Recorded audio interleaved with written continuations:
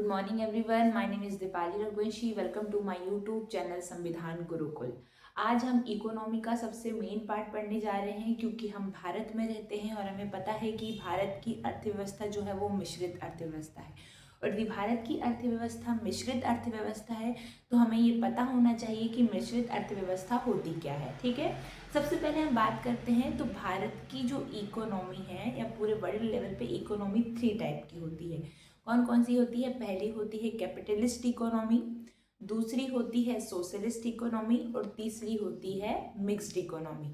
तो भारत और पाकिस्तान कौन सी इकोनॉमी फॉलो करते हैं? तो भारत और पाकिस्तान जो है वो मिक्स्ड इकोनॉमी को फॉलो करते हैं। ठीक है, सबसे पहले हम बात करेंगे बेटा कैपिटलिस्ट इकोनॉमी की। ठीक है, कैपिटलिस्ट इकोनॉमी का मतलब होता है पूंजीवादी अर्थव्यवस्था। क्या होता है?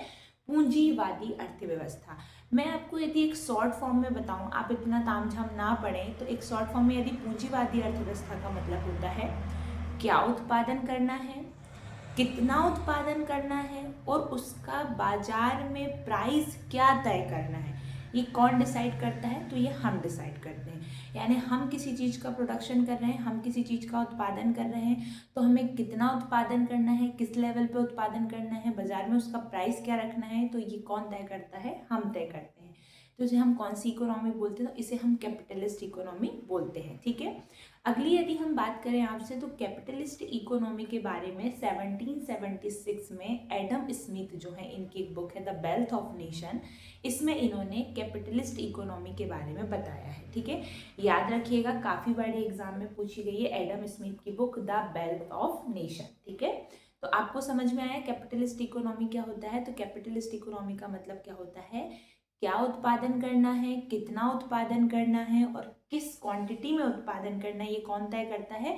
तो ये कौन तय करता है? हम तय करते हैं। ठीक है, अगली यदि हम बात करते हैं सोशलिस्ट इकोनॉमी की, जिसे हम समाजवादी अर्थव्यवस्था बोलते हैं, तो समाजवादी अर्थव्यवस्था का मतलब क्या होता है बेटा?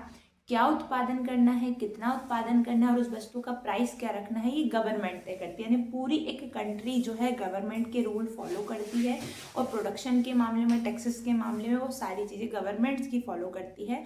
और जो समाजवादी अर्थव्यवस्था या सोशलिस्ट इकोनॉमी होती है, इसके बारे में कौन बताते हैं ज़्यादा?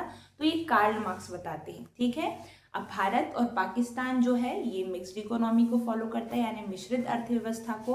और मिश्रित अर्थव्यवस्था का मतलब होता है जिस देश में, जिस कंट्री में कैपिटलिस्ट और सोशलिस्ट यानी पूंजीवादी अर्थव्यवस्था और समाजवादी अर्थव्यवस्था दोनों फॉलो होती है, उसे हम कौन सी इकोनॉमी कहते हैं? उसे हम मिश्रित अर्थव्यवस्था कहते हैं।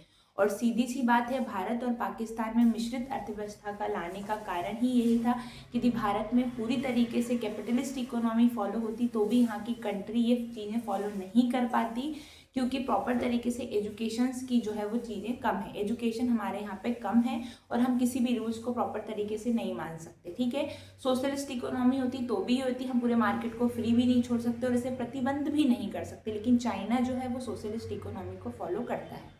ठीक है, हम मिश्रित अर्थव्यवस्था की बात कर रहे थे, तो भारत और पाकिस्तान में मिश्रित अर्थव्यवस्था फॉलो होती है।